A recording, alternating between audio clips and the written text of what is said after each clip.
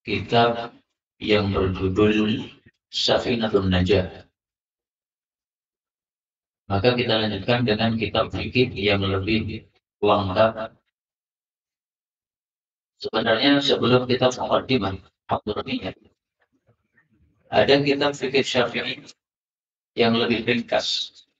Tetapi kemarin saya lupa judulnya, sehingga saya terlanjur mengirimkan kitab ini. Maka ini yang ditakdirkan oleh Allah untuk kita pelajari. Karena kitab yang saya lupakan itu sebenarnya tingkatannya di bawahnya ini. Judulnya Mukhtasarul Latif atau Mukhtasarul Shaghir. Kalau Muqaddimah Hadramiyah, ini judul lainnya adalah Mukhtasarul Kabir. Jadi penulisnya sama. Penulisnya siapa ini? Syekh Abdullah Al-Hadrami. Abdullah bin Abdurrahman Fadl Al-Hadrami. Beliau menulis dua kitab fikih. Satunya ringkas, satunya lebih lengkap. Nah, mestinya kita urut yang lebih ringkas dulu. Yang judulnya Mukhtasarul Latif. Ringkasan yang tipis. Adapun ini Mukhtasarul Kabir. Ringkasan yang besar. Tapi tidak ada masalah. Manapun yang kita pelajari, yang penting kalau kita pahami, maka ini sesuatu yang baik insyaallah ta'ala. Baik, muslimin rahimakumullah, sebagaimana biasa seorang penulis kitab pasti akan memulai sebelum masuk ke dalam inti, dia tulis muqaddimah. Maka kita baca muqaddimah dari beliau Al-Imam Al-Syekh Fadl Al-Hadrami rahimahullah ta'ala pada halaman 1. قال المؤلف رحمه الله تعالى ونفعنا به وبعلومه في الدارين آمين بسم الله الرحمن الرحيم dengan nama Allah yang Maha Pemurah lagi Maha Penyayang. Alhamdulillah, segala puji hanya milik Allah, alladzi farada alaina, yang telah mewajibkan kepada kita ta'allum syara'i Islam, mempelajari syariat-syariat Islam. ومعرفة صحيح المعاملة dan mengetahui muamalah yang sah wa fasidha dengan muamalah yang fasid yang rusak li ta'rifil halal wal haram supaya diketahui mana yang halal mana yang haram wa ja'ala dan beliau dan Allah menjadikan ma'alaman alima dzalik akibat orang yang mengetahui itu wa amila bihi dan mengamalkannya, akibatnya adalah al-khulud fi daris salam, kekal di dalam kampung keselamatan yaitu surga. Mudah-mudahan semua kita termasuk penghuni darus salam. Amin ya rabbal alamin. Wa ja'ala dan Allah menjadikan masira akibat man khalafahu orang yang menyelisihinya wa asahu dan memaksiatinya, akibatnya adalah darul istiqamah, kampung siksa, yaitu maksudnya neraka. Wa asyhadu an la ilaha illallah wahdahu la syarika lah, dan aku bersaksi bahwa tidak ada Tuhan yang berhak disembah selain Allah sendiri. Al-Mannan, Al-Mannu bin Ni'am, yang memberi nikmat dengan nikmat-nikmat al-jisa yang besar-besar. Wa asyhadu anna Muhammadan abduhu wa rasuluh, dan aku bersaksi bahwasanya Nabi Muhammad adalah hamba Allah dan utusan Allah. Al-mab'uts rahmatan lil anam, yang diutus sebagai rahmat untuk seluruh manusia. Sallallahu wasallam alaihi wa ala alihi wa sahbihi al-baradil kiram. Semoga Allah memberi salawat dan salam kepada beliau dan seluruh pengikut beliau dan sahabat beliau yang baik-baik yang mulia. Inilah muqaddimah dari Syekh Fadl Al-Hadrami rahimahullah ta'ala. Beliau memulai yang pertama kali dengan bismillah. Kenapa? Karena meniru apa yang dilakukan oleh Allah dalam Al-Quran. Al-Quran 30 juz dimulai dengan surat Al-Fatihah, dimulai dengan bismillah. Maka beliau juga memulai dengan bismillah. Demikian juga berdasarkan sabda Nabi Shallallahu Alaihi Wasallam dalam hadis yang disahihkan oleh Al-Imam An-Nawawi, Rasulullah mengatakan kullu amrin dzibalin la yubda'u bi bismillahirrahmanirrahim aqta. Setiap perkara yang penting yang tidak dimulai dengan bismillahirrahmanirrahim, maka akan putus berkahnya. Maksudnya berkahnya kurang. Ini hadis diriwayatkan oleh Imam Bukhari di dalam kitab Al-Arba'in dan disahihkan oleh Imam Nawawi. Tapi saya jujur banyak para ulama yang mendhaifkan hadis tersebut. Termasuk Syekh Albani mendhaifkan hadis itu. Tapi meskipun hadisnya dhaif, faktanya diamalkan oleh para ulama. Mereka menulis kitab-kitab mereka dimulai dengan Bismillahirrahmanirrahim. Maka dalilnya kalau tidak pakai hadis tadi tidak ada masalah. Dalilnya adalah kita meniru apa yang dilakukan oleh Allah dalam Al-Quran Al-Karim. Kemudian fungsinya Bismillahirrahmanirrahim adalah supaya diberkahi oleh Allah. Sebagaimana disebutkan dalam surah Ar-Rahman ayat terakhir, Tabarakasmu Rabbik, maha berkah nama Allah, Dzul Jalali wal Ikram. Maka nama Allah kalau kita baca dalam suatu perbuatan, maka akan diberkahi oleh Allah Subhanahu wa taala. Beberapa sahabat Nabi lapor kepada Nabi, "Ya Rasulullah, kami makan tidak kenyang." Maka beliau mengatakan, kalau makan jamaah dan bacalah bismillah, niscaya akan diberkahi oleh Allah. Maka bismillah merupakan berkah. Kemudian yang kedua, beliau memulai dengan alhamdulillah. Kenapa? Sama, meniru dengan yang di dalam Al-Quran. Al-Quran setelah bismillah, kemudian alhamdulillah. Dan inilah sunnah penulisan kitab. Maka panjenengan nanti kalau sudah pintar kemudian menulis kitab, sunnahnya begitu. Bismillah, alhamdulillah, kemudian syahadatain, kemudian salawat. Urutannya ini, bismillah, alhamdulillah, syahadatain, salawat. Maka yang ketiga, beliau memulai dengan syahadatain. Wa asyhadu an la ilaha illallah. Kenapa? Karena sesuai sabda Rasul sallallahu alaihi wasallam, kullu khutbatin laysa fihi tasyahhud kal yadil jadmah. Setiap khutbah tidak ada tasyahhudnya, tidak ada syahadatannya, maka itu seperti tangan yang putus. Kalau kita punya tangan tapi putus, ini nggak akan berfungsi banyak. Tangan fungsinya banyak kalau utuh dan sehat, maka fungsinya banyak. Nah, demikian juga suatu ceramah tanpa syahadatannya tidak akan sempurna manfaatnya. Maka khutbah Jumat kita mulai dengan syahadatain. Demikian juga khutbah di dalam penulisan kitab dengan syahadatain. Tapi ini semuanya sunnah, tidak wajib. Sehingga kalau ada ulama yang menulis kitab tanpa syahadatain, ya tidak usah diingkari, wah ini kitabnya tidak sesuai sunnah, tidak harus begitu ya, karena memang hukumnya hanya sunnah. Seperti misalnya Imam Bukhari menulis kitab Sahih Bukhari, tidak ada syahadatannya. Pertama Bismillahirrahmanirrahim, hadis itu langsung judul kitab, bab.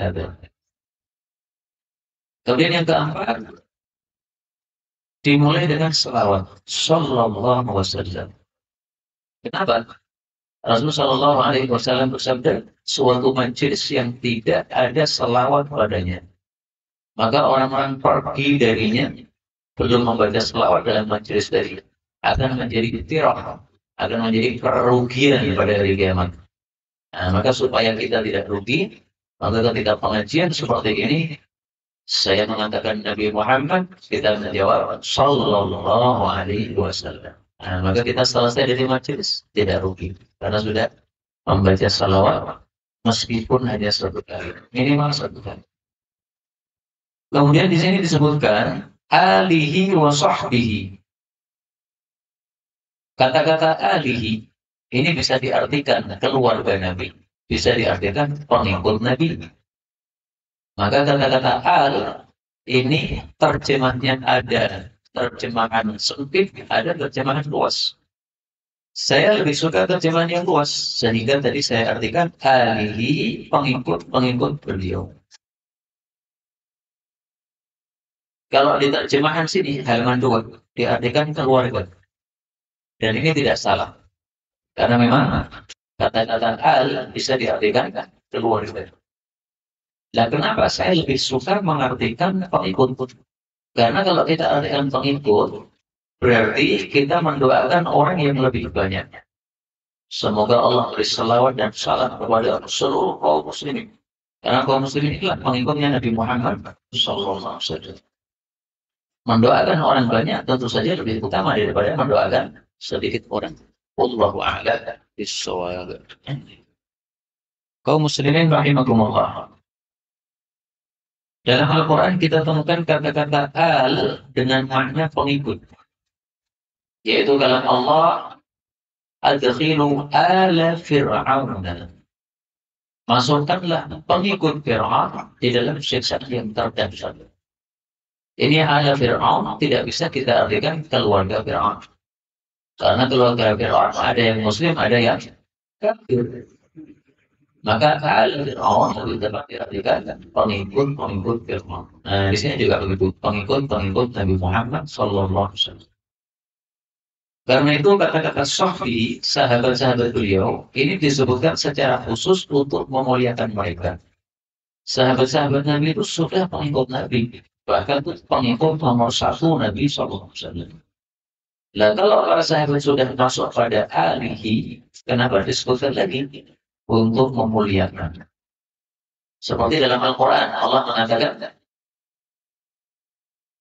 wa inna allaha wa malaikatahu wa jibril wa mika'ila. Jadi sudah disebutkan malaikat, kemudian Jibril dan Mikail.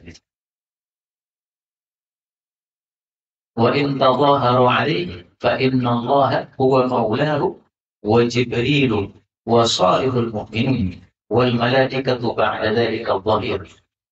Disebutkan malaikat Jibril, kemudian disebutkan malaikat secara umum. Padahal malaikat Jibril termasuk malaikat. Nah, kenapa disebutkan secara khusus? Karena kemuliaan malaikat Jibril. Demikian juga di sini, karena kemuliaan sahabat-sahabat Nabi, maka kita doakan secara khusus kepada mereka. Muslimin rahimahumullah, sahabat-sahabat Nabi SAW, semuanya adalah orang-orang yang adil. Adil itu maksudnya tidak fasik. Maka tidak ada satupun sahabat Nabi yang apa? Fasik. Ini keyakinan kita, Ahlus Sunnah wal Jamaah. Efek dari keyakinan ini adalah semua riwayat dari sahabat Nabi semuanya diterima. Tidak bisa kita mengatakan ini sahabat Nabi tapi dia berdusta, maka hadisnya tidak diterima, tidak bisa. Yang mengatakan seperti itu berarti bukan Ahlus Sunnah. Karena Ahlus Sunnah meyakini sahabat-sahabat Nabi adalah adil semuanya. Baik dari yang paling tingginya Abu Bakar As-Siddiq maupun sampai sahabat-sahabat Nabi yang diperselisihkan seperti sahabat Muawiyah, sahabat Amr bin As dan yang lain-lainnya diperselisihkan gara-gara adanya peperangan antara para sahabat. Meskipun memang betul-betul terjadi peperangan antara para sahabat, itu kita akui dalam sejarah memang seperti itu, tapi itu tidak menyebabkan mereka keluar dari sifat adil mereka. Sehingga peperangan yang mereka lakukan itu hanya karena salah ijtihad saja. Bukan karena hawa nafsu, bukan. Tapi karena salah ijtihad. Berbeda dengan umat Islam sekarang, rata-rata perangnya gara-gara hawa nafsu. Baik, kemudian kita lanjutkan. Wa ba'du, adapun setelah itu, setelah muqaddimah itu, fahada mukhtasar, maka ini adalah ringkasan. La budda li kulli muslim, yang harus bagi setiap muslim min ma'rifatihi, mengetahuinya. Atau ma'rifati mithli, atau mengetahui yang semisal dengannya, yaitu kitab-kitab yang semisal ini. Fayata'ayyanul ihtimamu bihi, maka haruslah memperhatikan kitab ini wa isya'atuhu, dan menyebarluaskannya. Fa'as'alullah al-karim, maka saya minta kepada Allah yang maha mulia atau maha dermawan, yang fa'abihi, untuk memberikan manfaat terhadap kitab ini, wa ayyaja'ala jam'i lahu, dan Allah menjadikan pengumpulan saya terhadap kitab ini atau penulisan saya terhadap kitab ini khalisan li wajhil karim, ikhlas untuk wajah Allah yang mulia. Muslimin rahimahumullah, disunahkan kalau kita menyampaikan satu khutbah setelah selesai muqaddimah berupa dari Bismillah, alhamdulillah, syahadatain, selawat. Nah, dipisah dengan amma ba'du. Boleh juga wa ba'du. Tapi yang lebih terkenal adalah apa? Amma ba'du. Konon yang pertama kali mengucapkan amma ba'du adalah Nabi Dawud alaihi salatu wassalam. Tapi itu hanya konon, tidak bisa kita yakini kebenarannya. Ya, mudah-mudahan kita bisa berjumpa dengan Nabi Dawud di dalam jannah dan kita bisa tanya kepada beliau, wahai Nabi Dawud, apakah benar engkau kalau ceramah pertama kali yang menggunakan apa? Amma ba'du. Kemudian hadis ini, perkataan ini menunjukkan bahwa sebelum kita menulis suatu tulisan atau menyampaikan suatu ceramah, maka adalah disebutkan apa pentingnya ceramah atau buku ini yang kita tulis. Sehingga kalau orang mengetahui pentingnya, dia akan perhatian. Khutbah Jumat misalnya, kita mengatakan, kaum muslimin rahimakumullah, termasuk perkara sangat penting yang wajib diketahui oleh setiap muslim, fardu ain. Nah, ini kan mukadimah yang menarik ini. Orang jadi apa? Semuanya memperhatikan apa ini perkara yang dikatakan penting ini. Nah, demikian juga di sini beliau memuji kitab ini. Kitab ini penting ya. Nah, memuji karya sendiri seperti ini bukan termasuk riya atau sombong, sama sekali tidak. Karena tujuannya adalah supaya orang paham ini memang isinya penting, sehingga harus diperhatikan betul-betul. Kemudian termasuk adab seorang penulis juga adalah dia tadarru, minta kepada Allah Subhanahu wa taala supaya bukunya ini manfaat. Karena kita tidak bisa memberi manfaat atau madarat kecuali dengan izin dari Allah Subhanahu wa taala. La amliku li nafsi naf'an wa la dharran. Maka tawadhu'nya seorang penulis adalah dia berdoa kepada Allah supaya buku ini dijadikan manfaat. Baik doa itu ditulis dalam bukunya sebagai mukadimah atau hanya diucapkan dalam lisan tapi tidak tertulis dalam kata-kata. Tidak ada masalah. Yang penting minta kepada Allah Subhanahu wa taala. Kemudian setelah beliau menyebutkan mukadimah, maka beliau masuk pada bab thaharah atau bab bersuci. Sebagaimana sudah saya jelaskan dulu, namanya fikih mencakup 4 pembahasan. Pembahasan pertama masalah ibadah, pembahasan kedua masalah apa? Muamalah harta, pembahasan ketiga masalah apa? Fikih keluarga, nikah dan sejenisnya. Pembahasan keempat masalah apa? Kriminal. Ini 4 urutan pembahasan fikih. Jadi orang harus tahu ibadah karena itu yang paling penting. Wa ma khalaqtul jinna wal insa illa liya'budun. Setelah itu dia harus paham muamalah karena namanya orang hidup pasti bermuamalah harta. Bahkan anak-anak kita yang masih kecil-kecil itu sudah biasa menggunakan harta, duit untuk beli. Ini sudah latihan sejak kecil. Maka semua orang tidak akan pernah lepas dari jual beli. Maka harus diketahui fikihnya. Setelah itu kemudian kalau sudah jual beli maka dia akan punya duit. Kalau sudah punya duit bisa melamar perempuan. Maka hukum nikah yang dibahas setelahnya.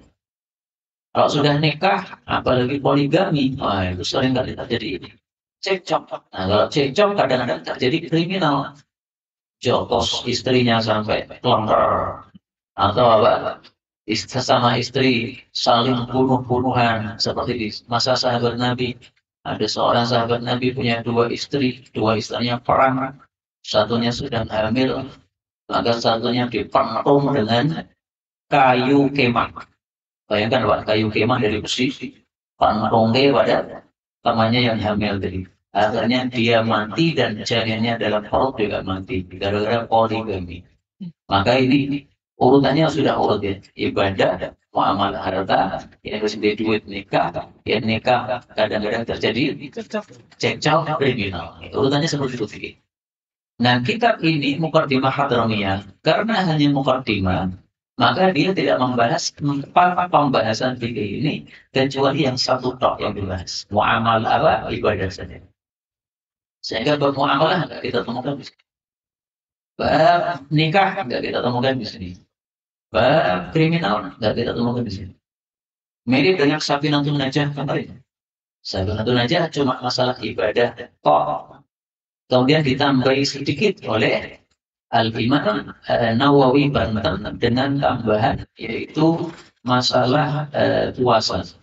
Kemudian ditambahi sedikit oleh Syekh Ba'atiyah, masih hidup orangnya, tinggalnya di Cirebon.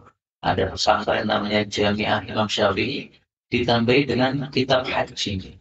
Nah, kemarin Sabtu aja baru kita bahas sampai kitab puasa. Kitab hajinya belum kita bahas. Sekarang kita malah pindah kitab ini. Baik, kita lanjutkan sekarang. Bab taharah, atau lebih tepatnya kita taharah, kita tentang bersuci. La yasihhu raf'ul hadath. Tidak sah menghilangkan hadas. Wa la izalatul najis, tidak pula menghilangkan najis illa bima yusamma ma'an, kecuali dengan sesuatu yang disebut dengan istilah air. Fa in taghayyara ta'muhu, apabila berubah rasanya air, au launuhu, atau warnanya air, au rihuhu, atau baunya air, taghayyuran fahishan, dengan perubahan yang dahsyat, bihaitsu la yusamma ma'an mutlaqan, sehingga tidak disebut sebagai air secara mutlak. Perubahannya itu adalah bimukhalidin thahir, dengan sesuatu yang bercampur, yang suci, yastaghnil ma'u anhu, yang air itu tidak butuh kepada campuran tadi, lam tasihhat taharatu bihi, maka tidak sah bersuci dengannya. Jadi pembahasan ini mencakup 3 hal. Pertama, bahwasanya yang namanya bersuci itu ada 2 macam. Pertama, bersuci menghilangkan hadas. Misalnya orang kentut berarti sudah hadas, bersucinya wudu, nah ini namanya bersuci. Atau orang junub, ini berarti hadas besar, bersucinya dengan cara mandi, ini berarti bersuci. Ini bersuci yang model pertama. Yang kedua, bersuci adalah menghilangkan najis. Tai cicak jatuh dari atas mengenai kacamata saya. Nah, ini berarti kacamata saya najis. Cuci dengan air hangat, tai cicaknya hilang. Nah, ini namanya bersuci. Jadi bersuci itu bisa menghilangkan hadas, yang hadas itu tidak tampak. Bisa menghilangkan najis, yang najis itu tambah. Ini bedanya. Tapi dua-duanya disebut bersuci. Yang kedua, bahwasanya namanya bersuci itu harus dengan air.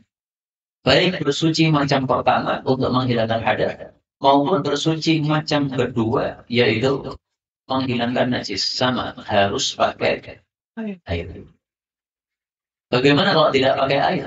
Misalnya tayamum, kan tidak pakai air itu. Nah, maka jawabannya adalah tayamum itu hukum khusus.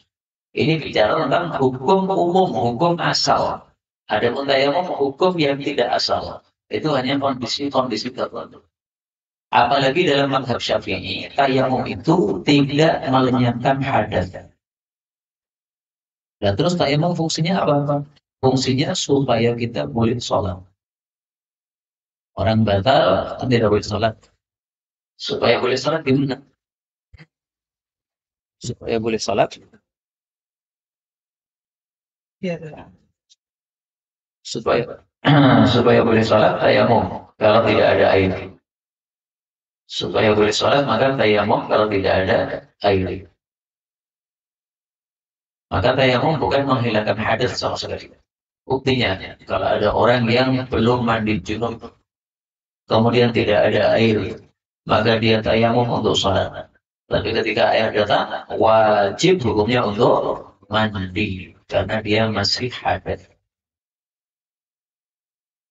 Kemudian pembahasan yang ketiga, kalau air itu sudah tercampuri dengan sesuatu yang suci, yang sebenarnya sesuatu yang suci itu air nggak butuh padanya, maka air ini jadi air yang sudah tidak boleh untuk digunakan untuk untuk menghilangkan hadas.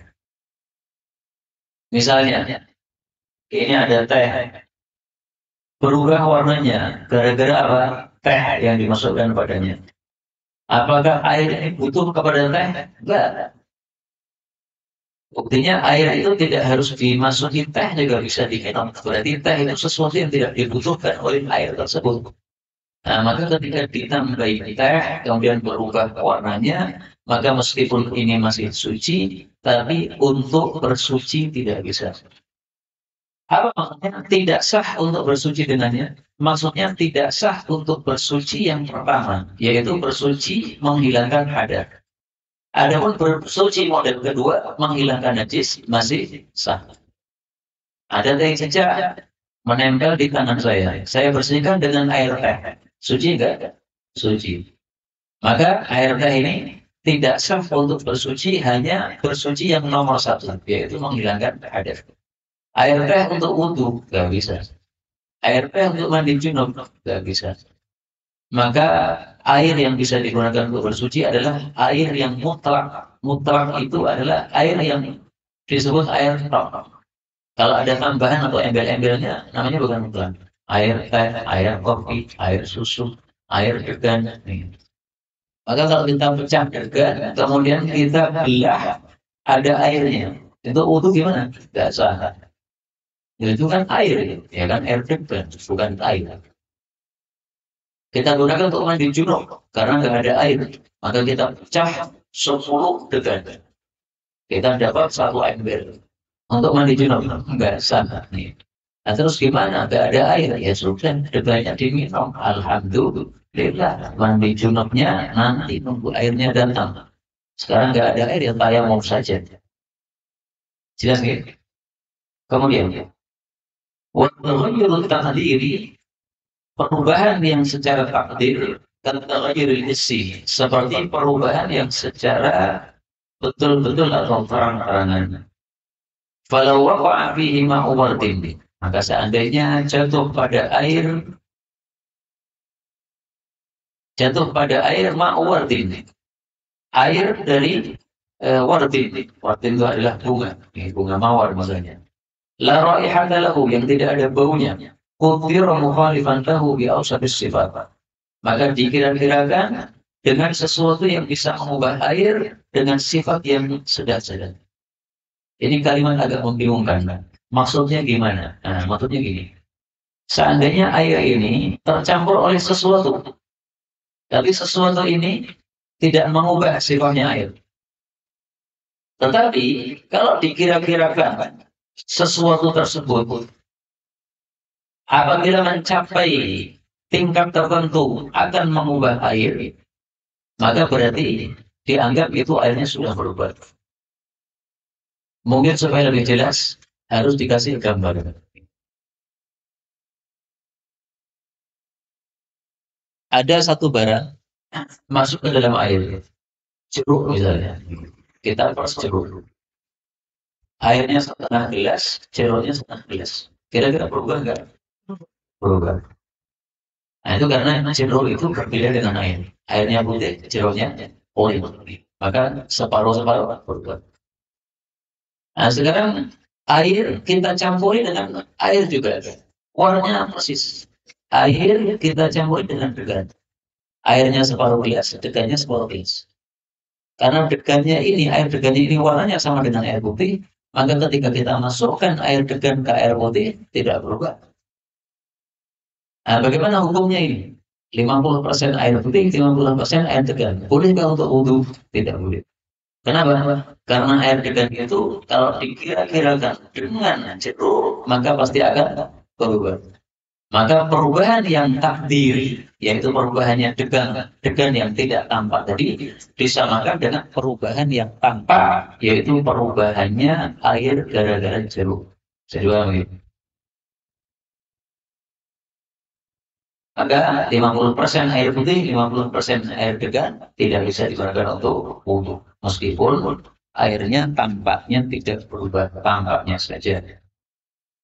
Kemudian wala yadurru, dan tidak madharat. Taghayyurun yasirun, perubahan yang sedikit, la yamna'u ismal ma, yang tidak mencegah nama air.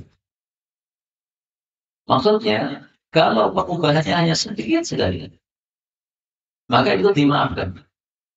Misalnya ada air putih dalam gelas. ketetesan satu tetes air teh. Setelah ketetesan air teh satu tetes, maka dia berubahnya sedikit sedikit. Ketika orang tanya, ini kenapa ya kok warnanya begini? Nah, dia tahu ini ada perubahan sedikit. Tapi ketika orang ditanya, ini apa isinya? Pasti menjawab air. Nah, ini berarti namanya masih air. Berarti bisa digunakan untuk wudhu.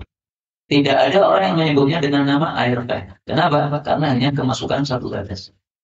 Tapi kalau 50%, 50%, 50%-nya air putih, 50%-nya teh, maka ini orang-orang kalau ditanya pasti menyebutnya air teh, bukan air lagi.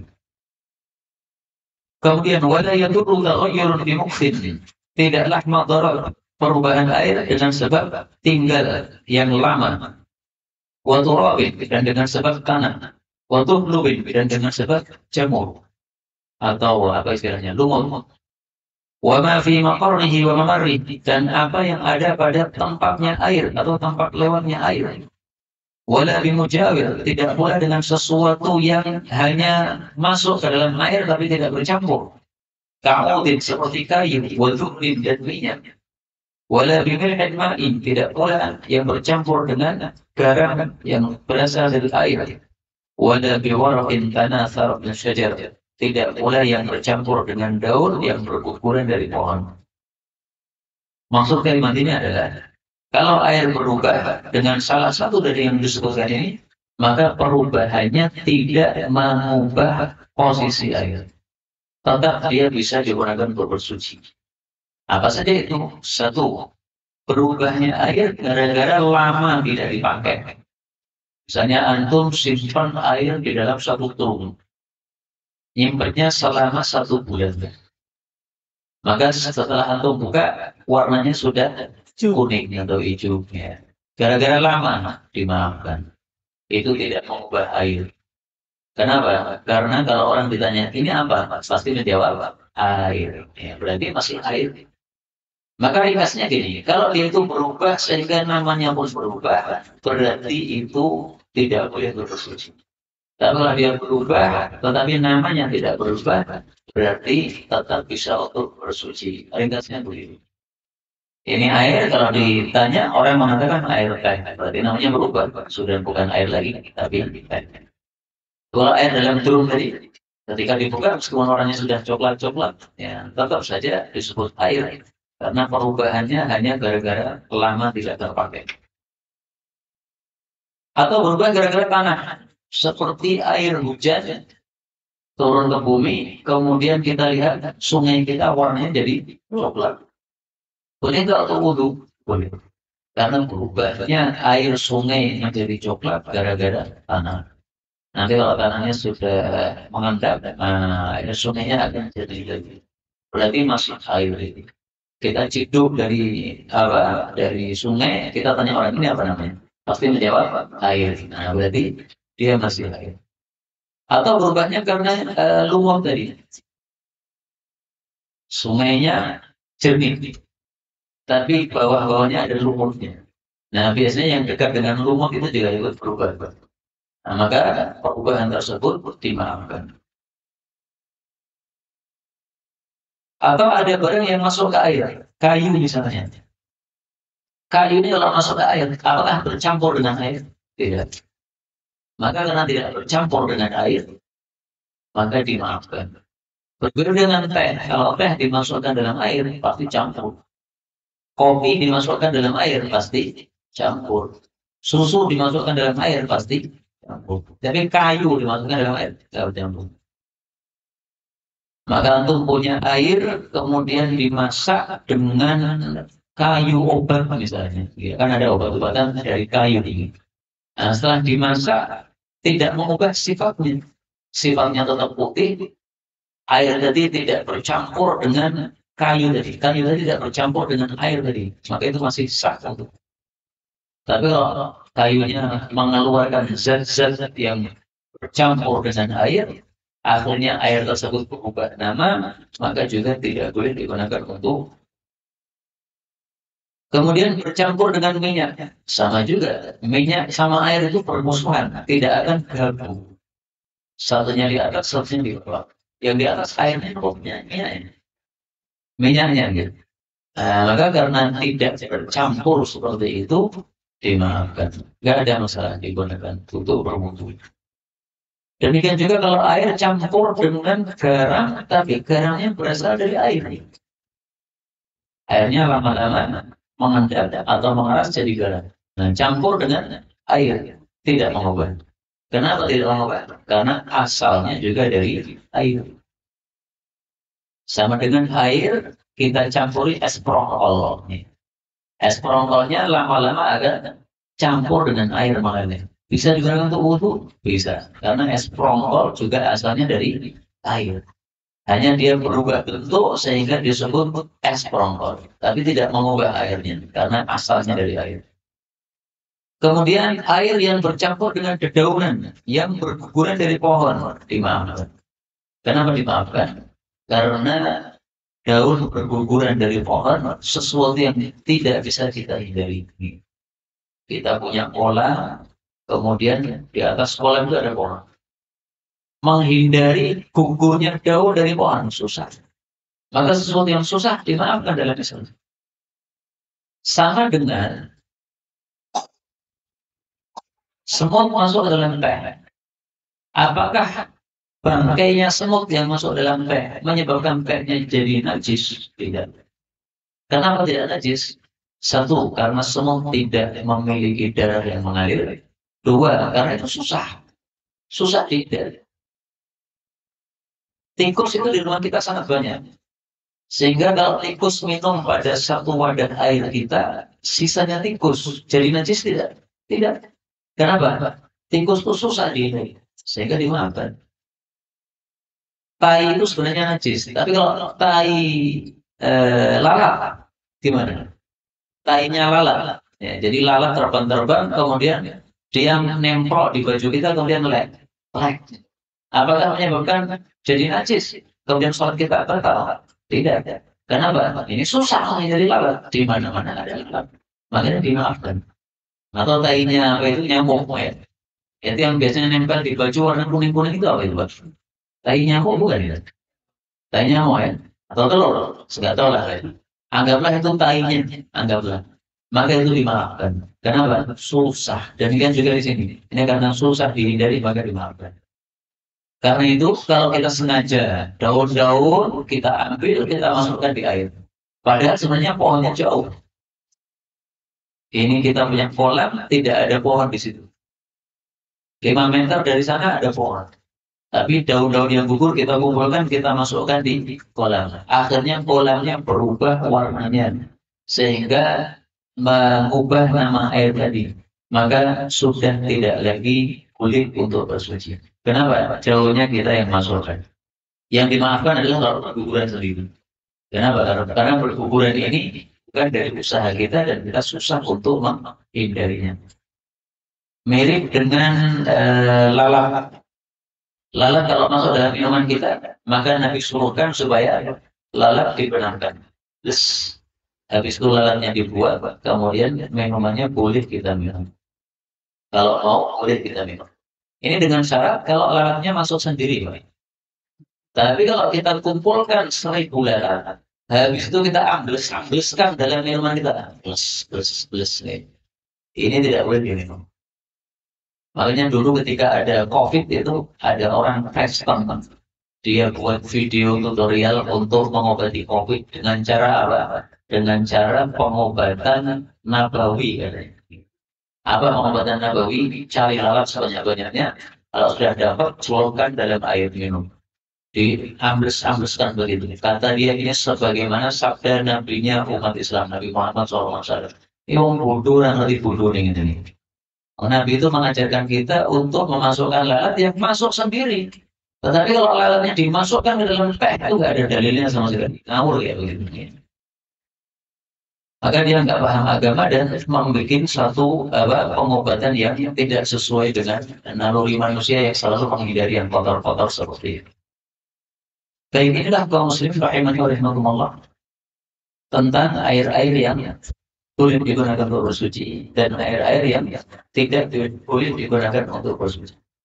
Kita tambah satu bab lagi. Air yang makruh. Faslun yukrahu dimakruhkan syadidus sukhunah, air yang sangat-sangat hangat, wa syadidul burudah dan sangat-sangat dingin, wal musyammas dan air yang terkena panas matahari, fi jihadin harrah pada negara yang panas, fi ina'in muntabi pada wadah yang muntabi. Muntabi di sini diartikan besi atau tembaga. Fi badanin duna thawbin apabila digunakan untuk badan bukan untuk baju. Wa tazulul karahah dan makruhnya menjadi hilang bil tabrid kalau sudah didinginkan. Jadi beliau membahas air-air yang sah untuk bersuci tapi hukumnya apa? Makruh. Apa saja? Satu, yaitu air yang syadidis sukhunah, sangat dahsyat angetnya, atau sebaliknya sangat dahsyat dinginnya. Kenapa sah? Karena meskipun hangat atau dingin tetap disebut sebagai air berarti sah. Lah kenapa makruh? Karena sangat dingin dan sangat hangat menyebabkan tidak bisa wudhu secara sempurna. Sehingga kita kepanasan. Karena kepanasan maka tidak akan sempurna. Sementara kita disuruh berwudhu secara sempurna. Asbihul wudhu kata Nabi. Sempurnakan wudhu. Nah, gara-gara airnya terlalu hangat sampai agak panas-panas, maka kita tidak akan bisa menyempurnakan wudhu. Itulah sisi makruhnya di situ. Karena itu makruhnya jadi hilang kalau sebabnya hilang. Ini airnya terlalu hangat, kepanasan kita. Nah, tambahi air dingin, tambahi lagi. Sampai hangatnya hanya hangat-hangat kuku, hangatnya sedikit sekali. Nah, sudah tidak makruh. Atau air yang sangat dingin. Nah, kita masak dulu. Sehingga airnya jadi agak hangat-hangat. Sehingga tidak kedinginan kita di tempat-tempat yang dingin misalnya, daerah gunung misalnya. Nah, maka kalau sudah dihilangkan kedinginan yang dahsyatnya, maka makruhnya jadi hilang. Saya pernah mengalami berwudu dengan air yang sangat-sangat dingin di daerah Malang, Batu Malang. Pada bulan Ramadan, waktu itu musim panas seperti ini, sehingga dingin malam itu sangat dahsyatnya bukan main. Begitu saya masukkan tangan ke dalam air, itu langsung menggigil, saking dinginnya. Nah, air seperti itu kita gunakan untuk wudhu, hukumnya adalah makruh. Apalagi kalau mandi junub, dan banyak guys. Paling-paling kalian nunggu siang-siang ya. Kalau junubnya nggak ada subuh, nunggu siang karena nggak kuat. Kemudian yang ketiga adalah yang makruh juga air musyammas. Air musyammas itu air yang terkena sinar matahari. Tapi tidak di semua tempat, Pak. Khusus di tempat-tempat negara panas. Maka di Indonesia, air musyammas tidak makruh. Karena Indonesia bukan termasuk negara yang panas. Sehingga panasnya air yang kena matahari di Indonesia itu tidak sangat dahsyat. Sehingga tidak memantoroti kulit kita yang terkena air tersebut. Ini syarat pertama, negaranya panas. Syarat kedua, wadahnya muntabi. Muntabi itu adalah kalau terkena panas, dia akan bisa terurai. Misalnya tadi apa? Besi atau tembaga. Nah, terus contoh yang tidak muntabi apa? Contohnya kayu. Maka kalau wadah kayu, kemudian terkena sinar matahari, nah ini tidak muntabi, tidak ada masalah. Tapi kalau dia dari besi atau dari tembaga tadi, maka bagian-bagian dari besi atau tembaga dengan sebab panas yang dahsyat itu bisa terurai pada air.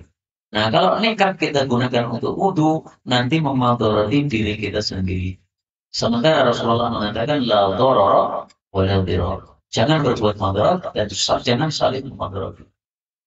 Karena itu mazhab Syafi'i ketika mengatakan ini makruh, ini tidak bagus untuk dipakai, itu punya dasar. Karena sebagian orang mengatakan mazhab Syafi'i nggak perlu dipelajari. Kenapa? Katanya mazhab Syafi'i air musyammas itu makruh dipakai. Mana dalilnya makruh? Nggak ada dalilnya. Loh, itu bukan nggak ada dalilnya, tapi kamu nggak paham penjelasannya air musyammas tidak dipakai itu kenapa? Nah, maka tidak dipakainya bukan karena airnya sendiri, tapi karena madharat yang terkandung padanya.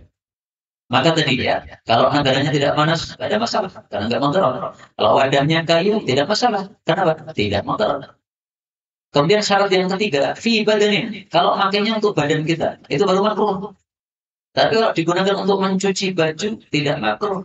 Kenapa? Baju kita tidak akan terkena madarat oleh panas tersebut, tapi kulit kita bisa terkena madarat oleh panas tersebut.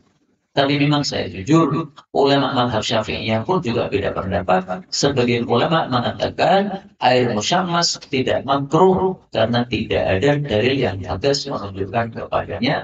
Termasuk diantaranya Imam Nawawi, seorang tokoh ulama mazhab Syafi'i yang dia cenderung bahwa air musyammas tidak makruh. Baik, inilah yang dapat kita pelajari pada pertemuan kali ini. Insya Allah pada pertemuan yang akan datang kita bahas air musta'mal. Dan air musta'mal ini banyak orang tidak paham apa maksudnya. Sehingga perlu kita jelaskan apa itu air musta'mal.